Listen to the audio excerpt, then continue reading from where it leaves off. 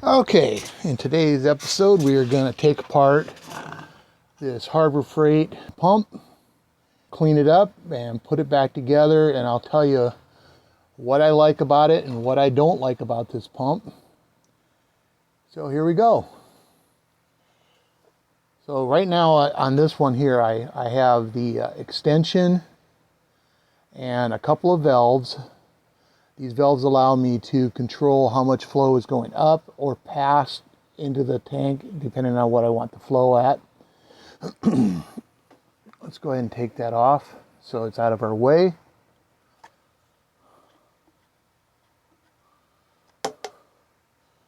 That's all there is to it.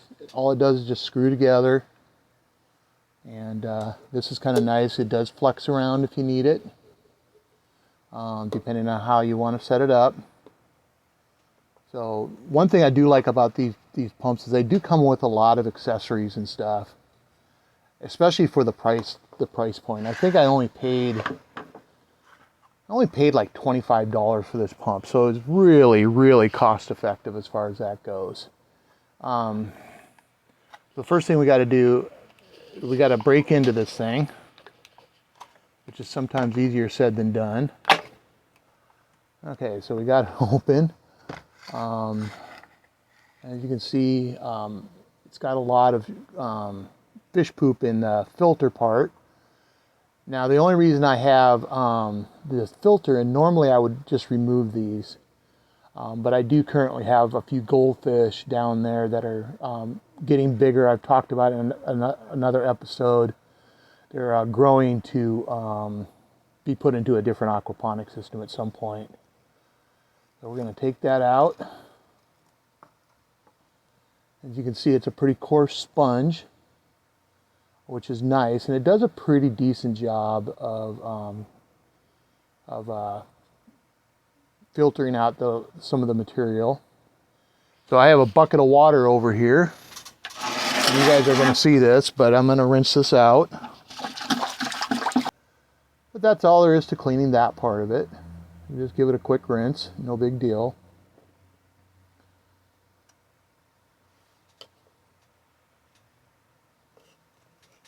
Now we're gonna pull this part. Now these just kind of turn just a little bit and pop out of there. Okay, so we got that.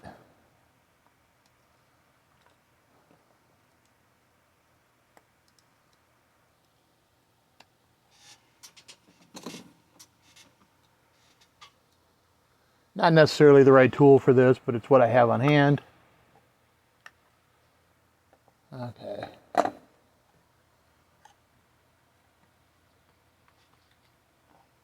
So here's the prop. And this is a magnet. You can see. Pretty strong one. Now, this is the thing I don't really like about these particular pumps. I'm not a big fan of the shaft.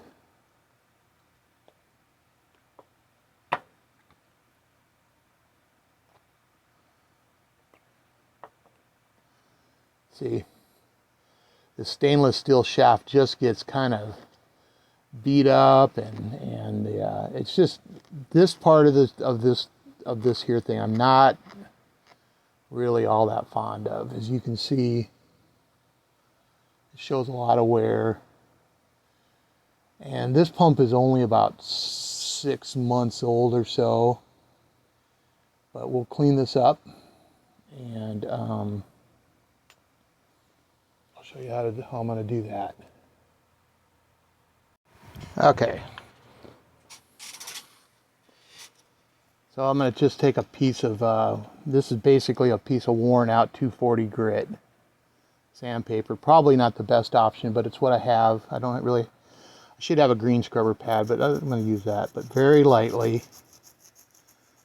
just kind of, we're not really trying to sand anything here. We're just trying to get that crap off of there.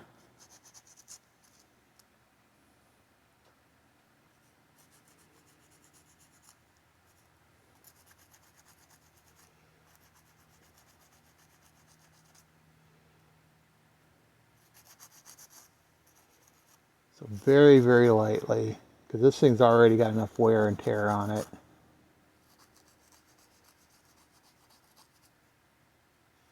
This shaft is probably this is the weakness of this pump right here. These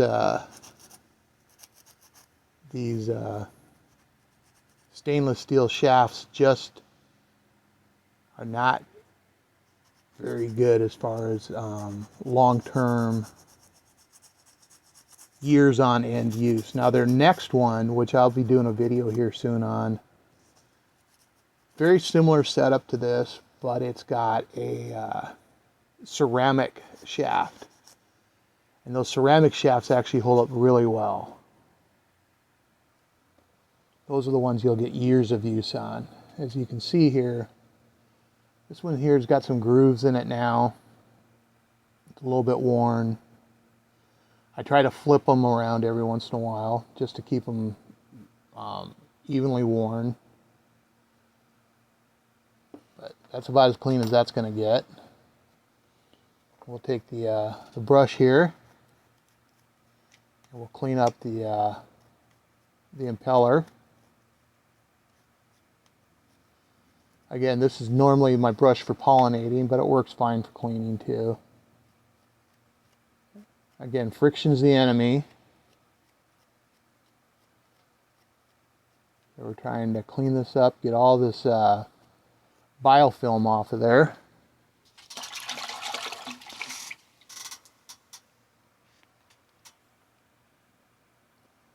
So that looks pretty good. Clean this up a little bit.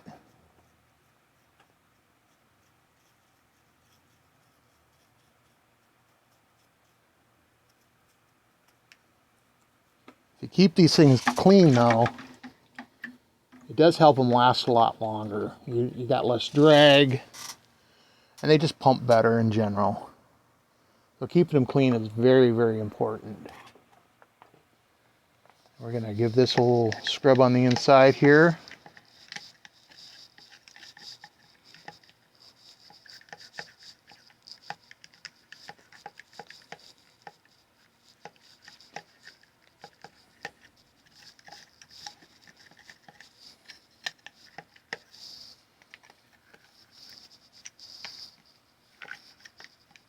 Just get that nice clean.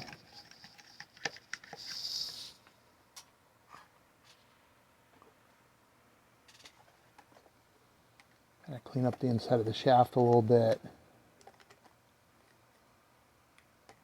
This part's not really necessary, but it doesn't hurt nothing.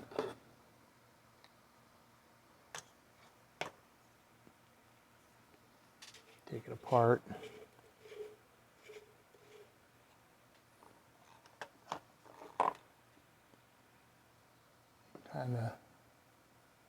Kind of see down there. A little bit of stuff in there. It doesn't really hurt much, but we'll just run a little bit of cleaning down in there because it doesn't hurt nothing either.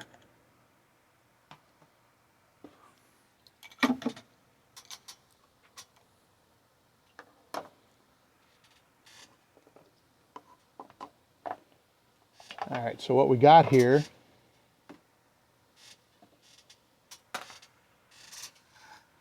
it goes together.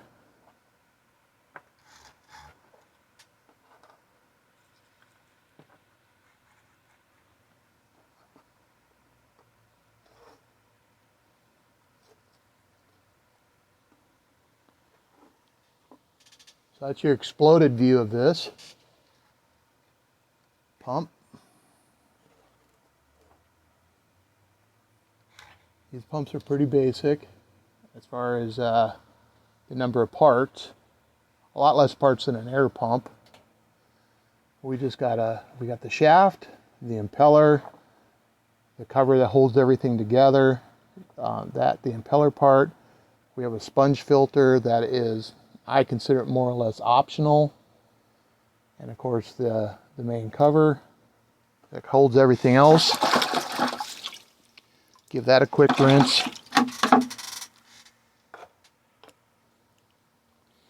Okay, so Now we'll put this thing back together.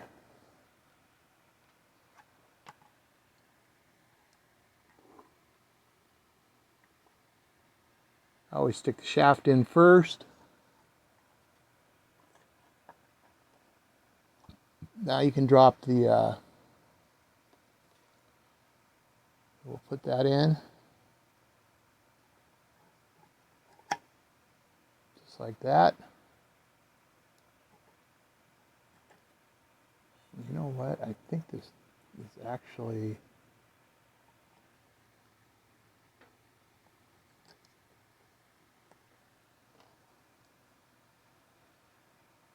And then this goes on the top.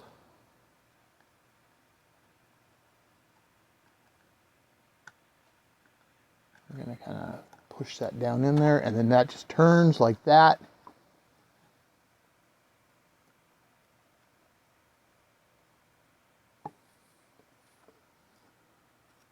We'll put this back on. Right now I'm just trying to keep as much fish poop out of the main lines as I can. That's why that's in there.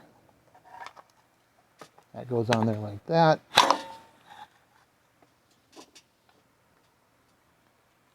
And then we're going to put this back on.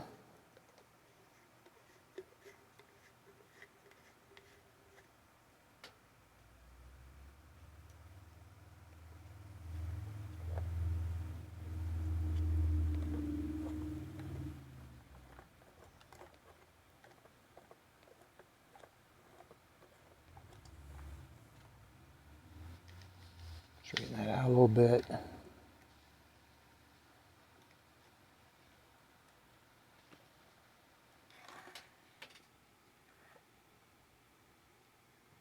Do not run dry. That's actually really important because these things get very, very, very, very hot and will actually melt themselves. I actually accidentally did that once. It'll melt the shafts all together and stuff and become completely useless. So these always must be ran in water. Otherwise you'll ruin the pump. So we're going to go ahead and put this back in. Okay, to reinstall it, we'll just put the pump back in into the sump here.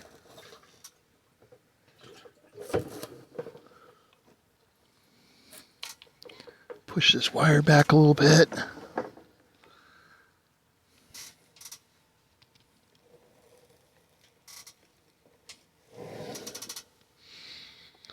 Okay, so basically all we're going to do is just push that back on.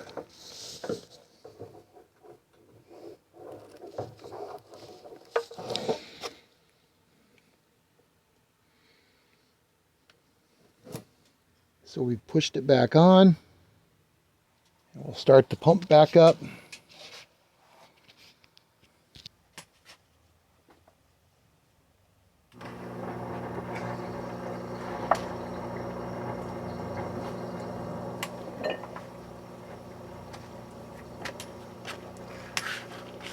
Okay, and there we go. The pump's plugged back in.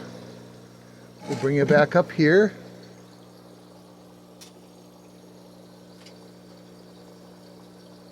Refilling the tank. Alright, so we'll just give you a quick, we got a few beans here. Lots of lettuce, lots of beautiful, beautiful lettuce.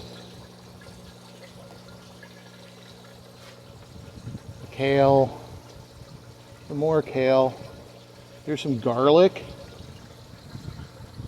We got some tomatoes up above here, some cherry tomatoes. This is all doing very well.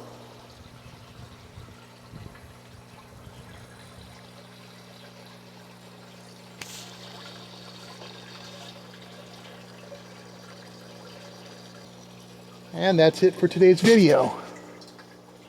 Like, share, and subscribe. Riverberry Aquaponics.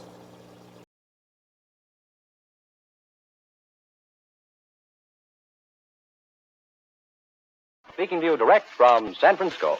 Good evening, ladies and gentlemen. This is Drew Pearson, Paris.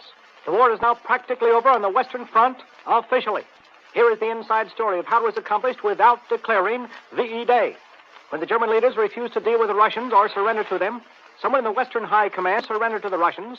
There was no reason why they couldn't surrender front by front. In other words, the German commander facing General Devers along the River Elbe could surrender to him. And the German commander facing Marshal Montgomery along the Hamburg-Bremen front could surrender also to him. These fronts have been divided up at the demand of the Russians, who insisted that we not go beyond the River Elbe. Therefore, with each front carefully roped off, it was decided that there was no need of our wasting more British and American lives if the German commanders opposite us wanted to surrender. However, VE Day and the official end of the entire European war must wait for the end on the Russian front also. The Red Army is rapidly mopping up the few remaining pockets, and VE Day should come very soon. Allied Headquarters, Paris. Hitler's doctor, Major Erwin Geising, has just captured by the American Army, denies emphatically that Hitler could have died of cerebral hemorrhage. Dr. Geising took care of Hitler when he was wounded from a bomb last July, and says he could easily identify him from the scars. There have now been two different official versions of Hitler's death. Personally, I won't believe either version unless the body is found. The easiest way for any criminal to escape is to put out the story that he is dead. Chongqing. The United States has received a new peace feeler from Japan. However, it does not involve unconditional surrender. There is no way of telling what is behind this peace feeler except this. Premier Suzuki and the entire Japanese moderate class are simply scared to death over the fall of Germany. They would like desperately to work out a negotiated peace. Suzuki has secretly begun reshuffling all Jap military commanders so that men personally loyal to him will be in command. He wants to oust the fanatical fascist Jap commanders who once tried to assassinate him because he was too moderate. Apparently, Suzuki is making the secret reorganization so that if Japan does decide to surrender, he won't be faced with fanatical commanders in the front lines who refuse to lay down their arms the same way some Nazis did in Germany. Hollywood. Some movie houses are holding back against showing the atrocity pictures of how the Nazis starved innocent civilians. They are afraid unpleasant pictures will make the American public quit going to the movies. However, in my opinion, the American people not only can take it, but should take a second or even third look at these pictures whenever they hear any appeasers proposing a soft peace. The War Department. A strict barrier between Russian and American troops has been thrown up along the River Elbe. There can be no crossing this line, nor fraternizing among Russian and American soldiers, though both have a great admiration for each other. This order was given by the Russians and is considered unfortunate by many Americans, because the best way to keep the peace is to make friends, and the Russians are a friendly people. Incidentally, complete confirmation of my story previously denied that the American Army withdrew from the suburbs of Berlin to let the Russians occupy that city has now been received from Paris. Not only has the Associated Press carried confirmation, but Supreme Allied Headquarters. May I remark in passing that this is the second time Allied Headquarters has seen fit to deny my column, only to reverse itself later. The White House exclusive. Here is the inside story on why Assistant Secretary of State Nelson Rockefeller hastily flew back to Washington from San Francisco. It was to explain the Argentine situation to President Truman. Truman had reluctantly given his okay to the general policy of seating Argentina at the conference, but he did not expect the job to be jammed through with high-handed tactics over the objection of other nations, who asked only for a 4-day delay to consider the matter. The whole thing left a very sour taste in Truman's mouth, so Rockefeller hurried back to try to explain things. Washington.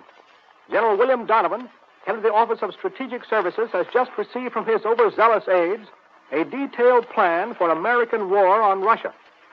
I am sure that General Donovan himself and the more responsible members of his super spy organization had nothing to do with these war plans.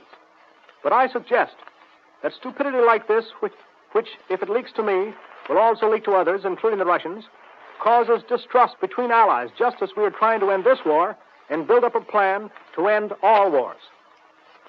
Berlin. The devastation of Berlin and Cologne is so great that some construction experts believe they will never be rebuilt. It may be healthier and faster to build new cities alongside them. San Francisco. This all-important security conference took 2 nosedives over the weekend, but I still think we'll come out all right.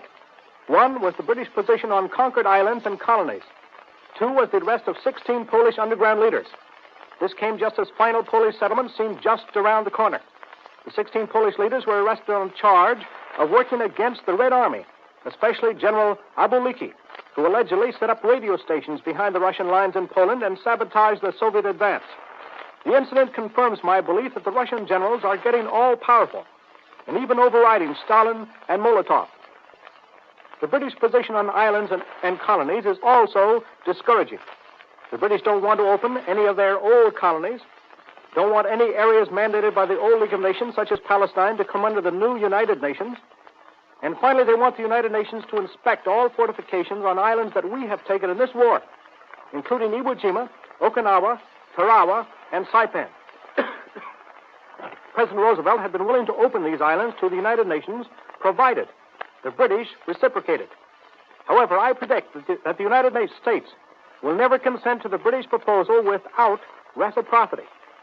These are the two discouraging factors at the San Francisco conference to date.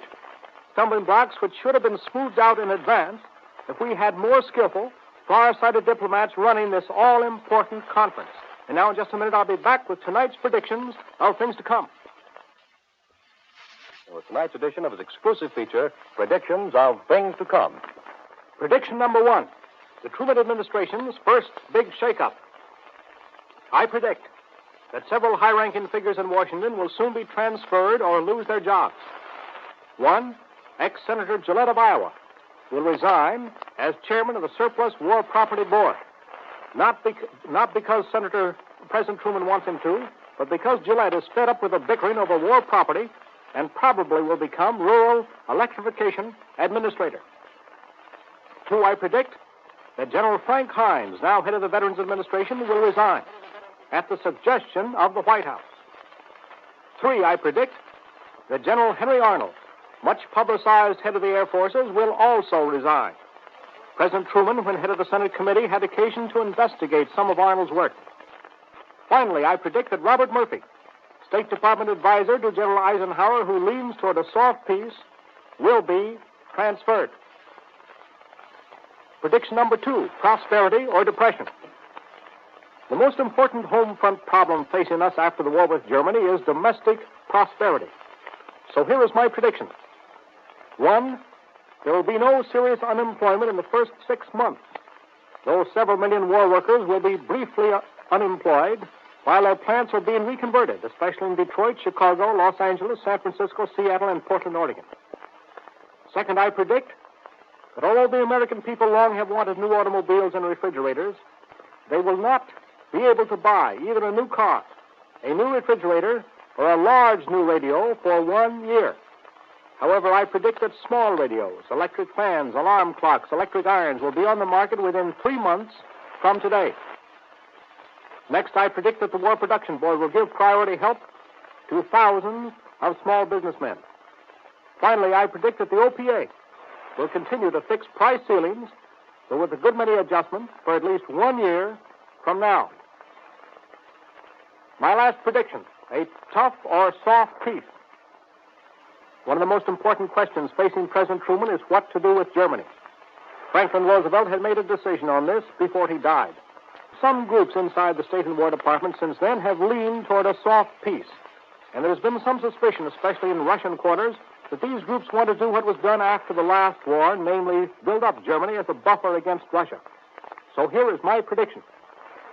President Truman will soon come out publicly for the destruction of all German industry which might be used for war, for smashing the German cartels, for taking over all German property outside the Reich, and for making Germany chiefly an agricultural country for the next 50 years. Now, ladies and gentlemen, last week I went out to one of the San Francisco hospitals to visit with the wounded who had come back from the Pacific. And believe me, these boys are following the work of the San Francisco conference almost as carefully as they follow the enemy's battleships on the edge of the horizon, or the Jap sniper behind a tree. The battle deck on which they fought is only 50 yards wide. But unless we can see 12,000 miles both ways from Washington and 20 years ahead, their children will be thinking of gas masks and machine guns instead of catcher's masks and tennis rackets. However, the road to peace must be paved with more than good intentions. It must be paved with give and take. Though all the giving can't be on one side and all the taking on the other. Unfortunately, the road to war is easier than the road to peace. It is easier to dislike than to love your neighbor, especially when he speaks a different language and has been ostracized for 20 years. However, the American people have become accustomed to the rough and tumble of democratic debate. And I know they can appreciate what is happening at San Francisco. We have been debating things out in the open. The 16 arrested Polish leaders, the British ideas on islands and colonies, debating things in a healthy, democratic way. So let's not lose our tempers over pessimistic headlines. Let's be understanding and tolerant. Let's continue the debate sympathetically as we work, fight, give to win the peace and make democracy live.